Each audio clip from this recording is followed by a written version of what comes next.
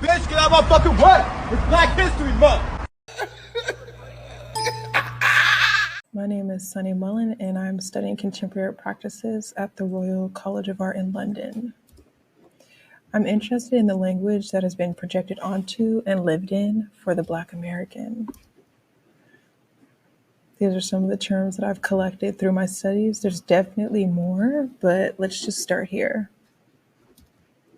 Often I find Black people, the Black American peoples, are looking for identities outside of themselves while also navigating where they currently are. Some of these collections, of course, we have Sun Ra, The Funkadelics with George Clinton, Outkast, Spaceships and Bankhead, the show Atlanta, Mae Jemison, Arthur J. Flynn's recent film Ghidra, and Jill Scott Heron with Whitey on the Moon. So I'm also thinking about Black people in space and spaces they create in other worlds.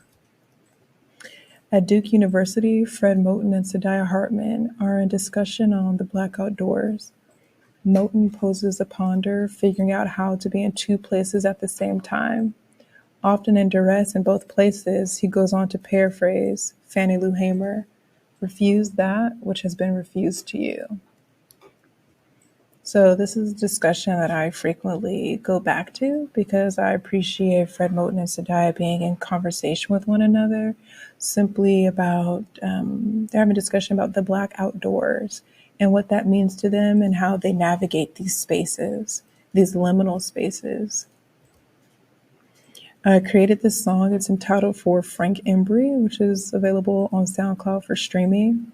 Frank Embry was an enslaved Black man who was accused of raping and molesting a white woman, which he obviously didn't do.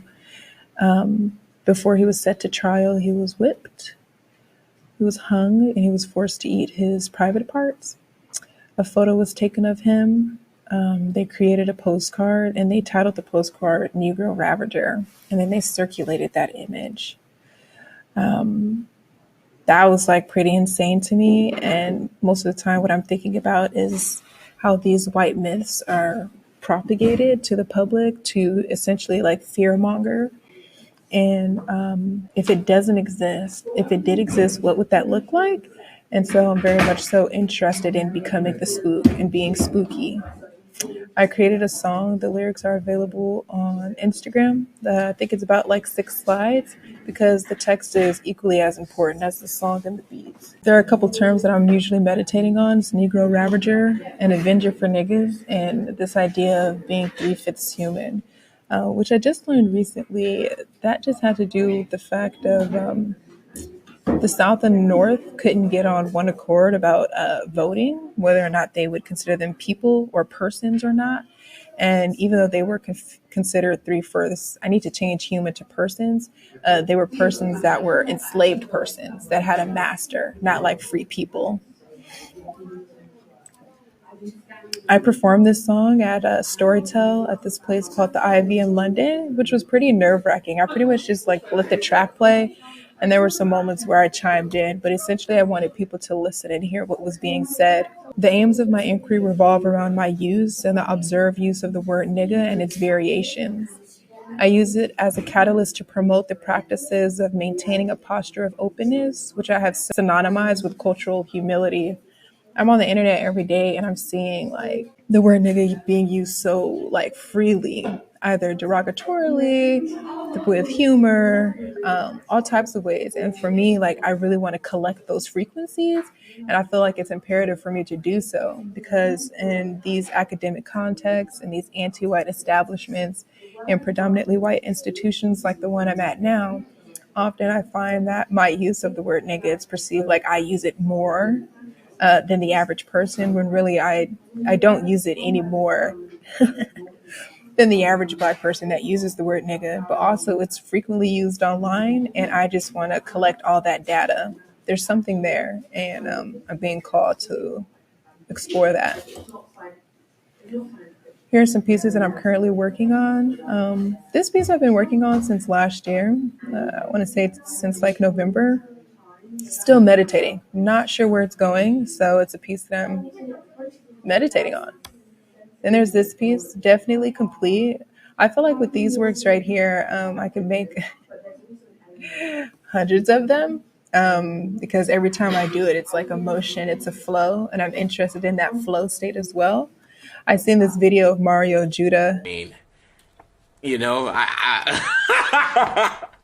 nigga, like, come on, I'm black. What the fuck? You know? And I was just thinking, like, what would that look like as a painting? So I came up with this. I champion methods that shift Black Americans out of survival mode and into methods of articulation that liberate their minds and agency. Globally, perspectives not assimilated with Western thoughts and systems of transatlantic whiteness are spurned to theory despite anecdotes pulled directly from people in the real world, including myself. I just came out with transatlantic whiteness because I realized that that is not something that comes up. And if it is something that comes up, I personally have not been exposed to it because the same way that I feel like Black Americans, like, I'm not going to say struggle, but explore their identities, their queerness, their flamboyantness. I've been observing that white Americans are experiencing the same thing. They too are transatlantic. They're part of the transatlantic slave trade. Me in the studio, working motion. This is a piece that I was working on. I originally was using clay. I was trying to build a sculpture. I migrated. I realized that clay is not for me right now. And so I started painting with the clay. So in the background, you could kind of see where it dried up. And then one of my favorite utensils are oil paint sticks. So I started using these oil paint sticks to make. This also says nigga, but it's a different frequency and it's a bit obscure. And so I like playing with that. There's commonly a silent demand to assimilate, chronically colonizing non-white people to become digestible for the air of whiteness. For me personally, I'm not interested in assimilating any more than I have to. I don't have a desire to be conservative in spaces that don't even want me there to begin with. I have a desire to be my whole self and nothing but myself. Charge that to the game. I take my personal experience into consideration. I do not feel considered in academic spaces culturally, socially, academically, emotionally. Did I say economically? Economically or spiritually. Often my perspectives are dismissed, disregarded, and not included due to the discomfort of language and language alone.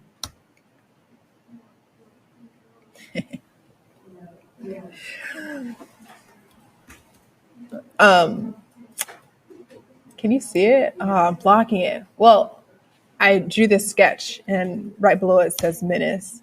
Um, and essentially, I think about Barack Obama.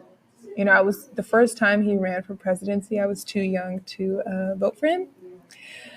And I remember thinking, like, I thought, just based off what I had learned historically about America, I genuinely thought, and please storm me out because don't act like nobody else thought this. I was a child. I thought Barack Obama was going to enslave white people when he got into the White House. But, you know, also, too, I'm thinking about how his whole campaign was hope. Sometimes you really do need hope. But I just feel like his campaign for being hope was so apathetic. And so I created my own. I personally am a menace. Fred Moten mentions how the concepts we have been given are inadequate intellectual acquisitions. He references his reflection on Sadai Hartman's text and responds, "You are using given language to talk about other stuff in a different language." Moten reaches, "Black studies have reached a crisis. We cannot go on like this with these conceptual apparatuses. We need a new set of moral and ethical dispositions. This is not a one-person job." I think about this often because, you know, there's academic speak, there's art speak, there's black speak, there's nigga speak, there's girl speak, there's boy speak, there's lady speak, there's man speak. And for some reason, when I bring up nigga speak, everyone, they have heart palpitations, but it's quite literally a real thing. And it shouldn't be ignored. And so I don't ignore it. I bring it to the forefront. Scan that. Scan it now. Don't be fake. This is why I personally implore and permit myself to canon myself from the foundations that scholars before me have paved, to borrow liberally, to form and think through unstable ideas to contest and respond to.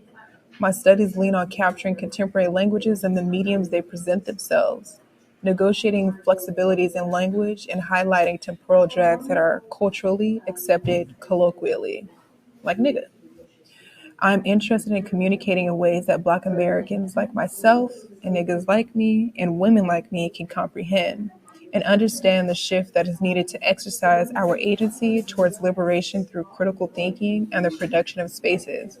Despite some of my grievances that I have with TikTok because I feel like it's a censor app, I do appreciate the rise and circulation of ways in which people communicate not only through texting but also through like verbiage. A lot of the quote unquote TikTok speak is really just Black slang. And so for me, it's imperative for me to kind of bring that into the spaces that I'm occupying, not as something that's new, but something that's already been here, that's already been existing. We just have social media now to highlight these things. I ask myself, how do I flip everything upside down to bring the under over and the over under? Black people invented Airbnb. They didn't stay at hotels. They had to find a place to stay. A lot of singers, they could perform for the white people, but they couldn't go through the front door. They had to go through the back door. Build a door, label it front, go through it. Talking to Auntie L. I was on the phone with my aunt. She's always dropping gems, but even though this is something that I already knew, I think it was important for her to bring it up again. And so usually when I'm talking to people, I get an idea. So it's like someone will say something and I'll want to do the complete opposite of that. So if people are telling me I can't do something, I then go do it. That's it. So I had this idea to build a door, label it front, go through it. Haven't built a door yet, so I'm using doors that are at my disposal. I collaborated with members of my cohort in a reading group. We had a show essentially that was labeled front. Let me skip. And I labeled the elevator front, open, you go in. So essentially the idea is that I have these texts that just say front. I printed a whole bunch. I could put them on any door, back, front, side. No matter what happens, I've now labeled the door front and I'm going through it. And I think about that, the way that many Black Americans have thrived through adversity, how they're labeling doors front subconsciously and they're going through them. The undercommons is a space and time which is always here. It's not to end the troubles, but to end the world that created those particular troubles and the ones that must be opposed. I understand this is an academic address of war, read from the Undercommons, Fugitive Planning and Black Study by Fred Moten and Stefano Harney. I view my interests and investigations as instructions followed, as the baton being passed to someone who aims to not idle and waddle in what has been done, but what will be done in response to the unceasing labor, as Hartman shares in her and Moten's discussion at Duke University. That's the conversation I initially shared. Also, too, midway talking through this, I am thinking in my brain, like, if I'm going to edit it, but I'm a human being and I'm just going to keep it raw for you guys so you can see, like, this is real. This is just me talking. I've written some things to organize my thoughts because I can become tangential in my discussions. And obviously, I'm trying to bring it on in. This term, it's currently spring 2024. I've continued to meditate on my body and its ability or inability to take up space due to social, cultural, and economical barriers. Working closely with Jessica Robinson in the 3D print facilities, we collaborated on my first iteration of Human's Ambition, which was first showcased at the Cookhouse Gallery for the showcase Everything Must Go at the University of Arts in London. This is currently a work that I'm developing, and I'm getting a little bit frustrated. The first iteration, the powder had expired, so I didn't have to pay for these. These were free. And this is what they looked like when they were freshly printed. And these are the same prints in color. And so they had to dust it off. And this is it being displayed with all the pieces. That's me looking, I look kind of thick. So this piece is inspired by this painting by Barclay Hendricks entitled Brilliantly Endowed. This is one of my top 10. I don't even know who else is on the top 10, but this is on my top 10.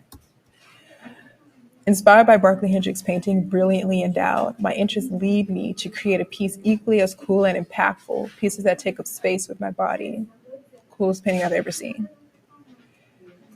Still clothed in elements that contribute to his coolness, a joint in hand, socks, hat, beard, skin, necklace, glasses, toothpick in between his lips, wristbands, he is here, I am here.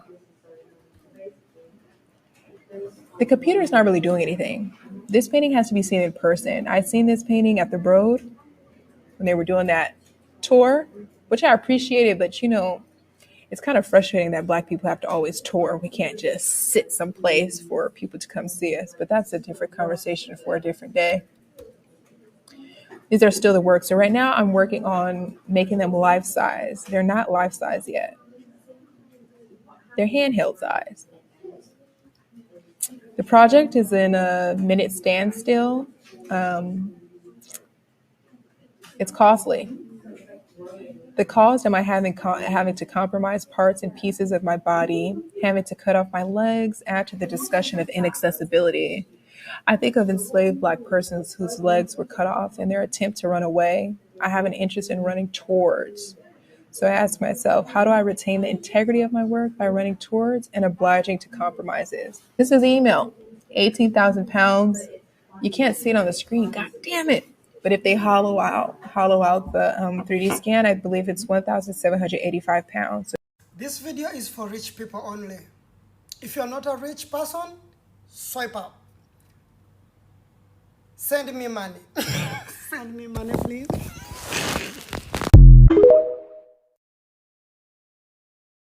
If you're watching this, my GoFundMe link is in my bio. It's in the details page. Currently accepting funding, or if you'd like to commission the piece, I just want to make the piece. If you want to commission the piece and it's all yours, please do me this favor.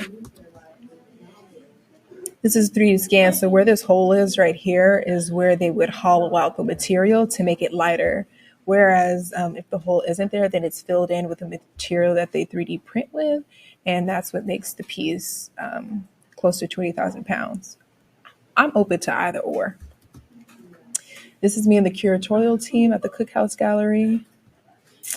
I take this opportunity to warm up. So while that's kind of like in the oven, I'm doing other things. If a nigga said I couldn't, I did.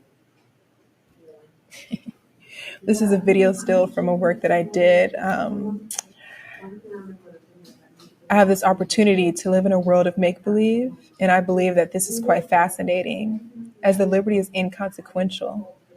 I have the chance to exist with and without the permission of my counterparts. I'm interested in the progression of language used to describe those who are enslaved. I'm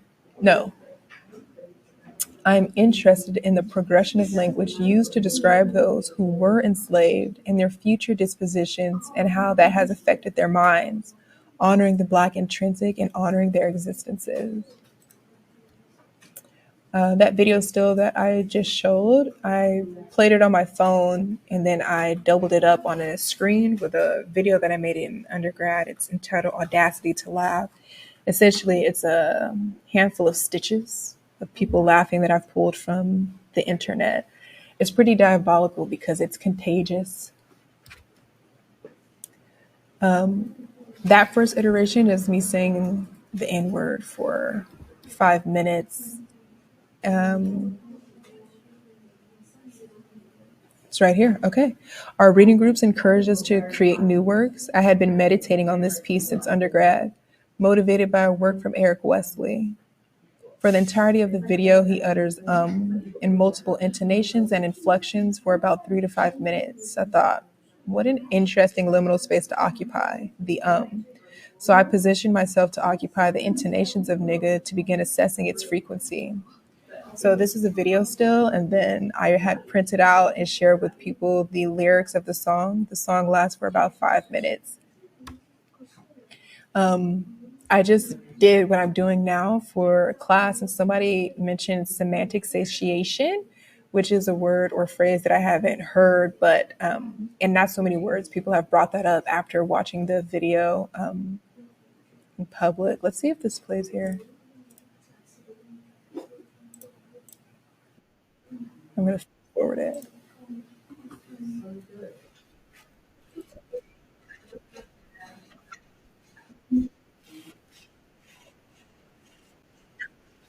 Like out loud. Anyways, if you subscribe to my YouTube channel, it's on there.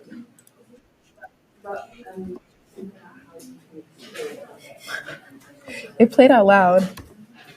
Okay. Is the impact the same or does it dissipate with repetition? This is the same video that's being showed at Hockney Gallery in Kensington, where I played it. I played it on loop for the entirety of the evening, about 3 hours. That's me. In the discussion at Duke University with Fred Moten and Sadai Hartman, Moten vulnerably shares, I get scared to say certain kinds of stuff. It could seem callous, but I'm not trying to be. He goes on to share, we cannot form around the constraints. We have to go through it to create out of it. Something that is very important for me is to essentially use people, scholars, thinkers, philosophers, artists who have come before me and set a foundation. They've set it up for me. They've set up the parlay. And take that parlay and take the next step. Because if Fred Moten is saying, I get scared to say certain kinds of stuff, for me, I take that and I see it as I refuse to be scared. I don't think he's actually scared, but there is like a inching towards. I want to be feeting towards. I want to be yarding towards. And so it takes a lot of courage and bravery to do so. And even I experience fear as well, but I just feel like they set up the best parlay. And when I say they, I mean all the Black scholars that have come before me and anybody else who had a progressive mind. And all my niggas, I believe. Amen. How I comprehend this reflects in my visual articulations and discussions and ways of community building.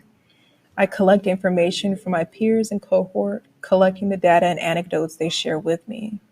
There are accounts of nuance for fear of being direct, and so I place myself in the space of directness in a sacrificial manner to say what needs to be said. Period. I have a group chat on IG. A lot happens here. A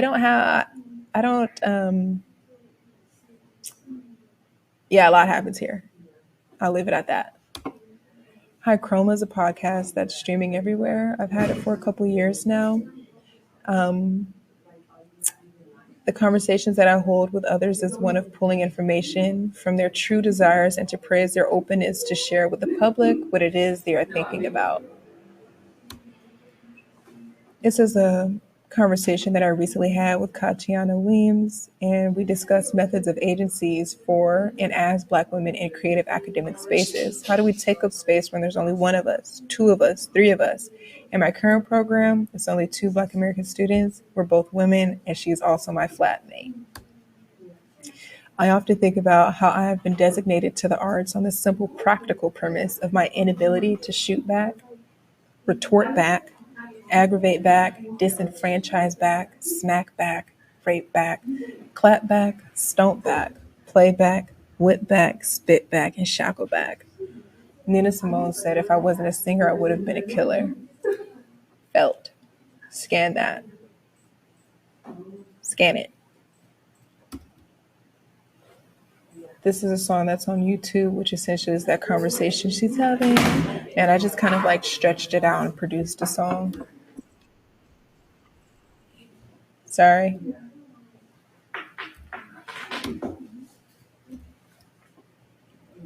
It's a thread I posted not too long ago. When you're a woman, they want you to be quiet. When you're a Black woman, they want you to shut the fuck up.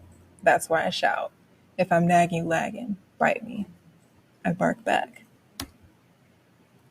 Music. DJing different places. This is at the Cookhouse Gallery. The same evening, I debuted that 3D printed sculpture, Art Barn Campus. Sound has the ability to transport, and so I have included DJing into my practice of experimentation to not only bring people together, but to also conjure. In 2021, Arthur Jafa was interviewed by Matthias Ussing Seberg for the Louisiana Channel. Jafa details how Black beings in white spaces, or spaces in which white people occupy, are perceived as an entity that exists purely to contaminate. He says, Blackness in the white imagination that is most virulent. Spinning. Yeah, DJing, just more pictures. This unveiling aligns with my curiosity with language, which leads the study towards how people, more specifically Black Americans, call out and communicate with one another when the shades of political correctness are not enforced and projected. Cue music, Black music.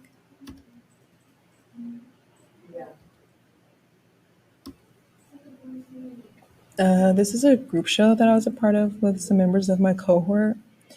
It was a DJ and hairpiece, pick hair out, part hair, cue song. Braid hair back into cornrows. DJ intermittently while braiding hair. Continue to oscillate from DJing and braiding. Stop DJing once hair is fully braided in cornrows. Do not use a mirror. Use webcam or reflection or iPhone camera. I found myself interested in Yoko Ono's instruction pieces. On pieces of paper, instruction pieces or instructions would be typed for a person to execute once or multiple times across multiple spaces. So I made my own, which is quite nice because it gives you parameters that you just stick to, especially if my mind or your mind's going multiple places. But writing down what to do and then just like doing those things as performance is actually pretty liberating. This was written, it was a diptych. And here's me oscillating between DJing and braiding my hair. Once my hair was completed, I stopped spinning music. My hair became a finished piece at that moment. Similarly to the action of ceaselessness, my hair would have to be done again and again and again, looping, flowing into Moten's observation of escape and it not being a destination, but an action. There's a link there. Still looking for it, but it's there. Completed cornrows. Went to Paris.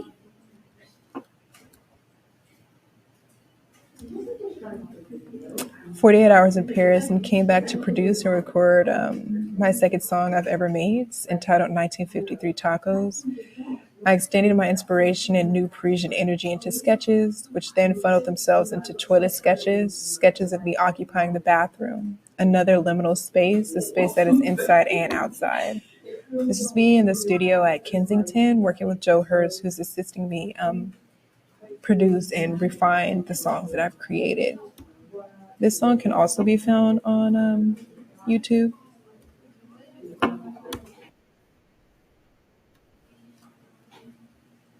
These are some of the sketches that I did like as soon as I got back from Paris. I hit the studio. Paris is so colorful, lively. The food was good. I miss it. I want to go back.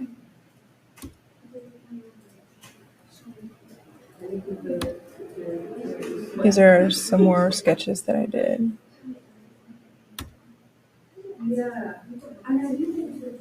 The medium is oil paint sticks. Those are my favorite.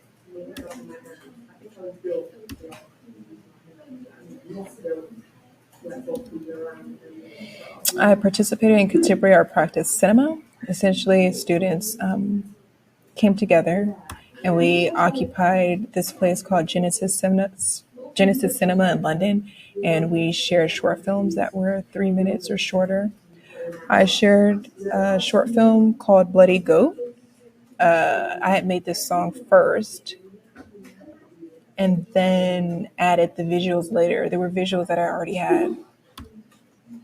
So this is some photographs from inside of Genesis Cinema. Then I collaborated. So there were three. I was in three films, which I did not realize was happening, but I'm grateful nonetheless to be able to collaborate with other people. I worked alongside Ashraf, and he asked if we could collaborate on a project. Of course, I said yes, because I'm always down. He shared his ideas with me in the studio, and I was immediately game. You can't see the QR code, I don't think. Bummer. Just follow me on IG and the video's there. These are some stills from the film that Ashraf produced. He 3D scanned my body, which was really cool, using this app called Luma. It doesn't allow you to move your avatar, but you can get a full 3D scan just with your phone. Here's an image of the 3D scan as it was loading up.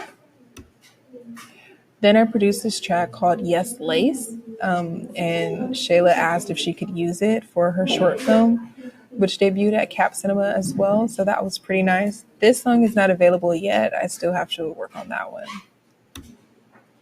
These are some of the tracks that are available on my SoundCloud currently. Just search Sunny Freeman, SUNI Freeman. These are some current texts that I'm reading, and then some that are to be read. Who Could Say Nigger and Other Considerations, the Undercommons, Fugitive Planning, and Black Study. My previous professor from undergrad messaged me on IG not too long ago, and he's like, "Hi, Sunny, have you read this book? This book is in my Amazon cart, but if you'd like to gift it, I need that book." But most likely I'll probably go to the library and check it out. Other shit. There's this large spoon by an artist in our stairwell, and I just feel like it sits there. So last year I had put a chip in there, and people were taking pictures, and they were like, "Oh my gosh, a chip's in the spoon," which I thought was quite interesting because I didn't think that would be such a thing. But because the spoon sits there and it's not really activated, I decided I wanted to activate it. So I ate a bowl of cereal out the big spoon. I don't know why I did this outside of knowing that people just don't activate it. So yeah. I watched this documentary, Cracked. Like, I have a lot of questions, but what I learned in a more articulate way is that Black people really, I mean, I already knew this, but we really were a product of, crack was really a product of war. And it hit us the hardest. And then I started thinking about hip hop, and I started thinking about hip hop music and rap, and how once crack hit and the policing doubled down in the music, from that point on, you always heard helicopters and police sirens, which I think is like pretty interesting. And it's so common that you kind of forget that those are elements that are a part of a track. Yeah, so think about this helicopter. Before I left LA, this was the last helicopter I've seen, and so I photographed it. And I'm thinking about, growing up in LA, it's just so common to constantly hear fireworks. Sometimes they're gunshots, and helicopters in the sky constantly. Like, these areas are constantly under surveillance. In my entire life, I've never seen a ghetto bird in the sky. I've never seen one not in the sky. And a part of me misses it here in London, which is kind of crazy to think about. So I created this painting.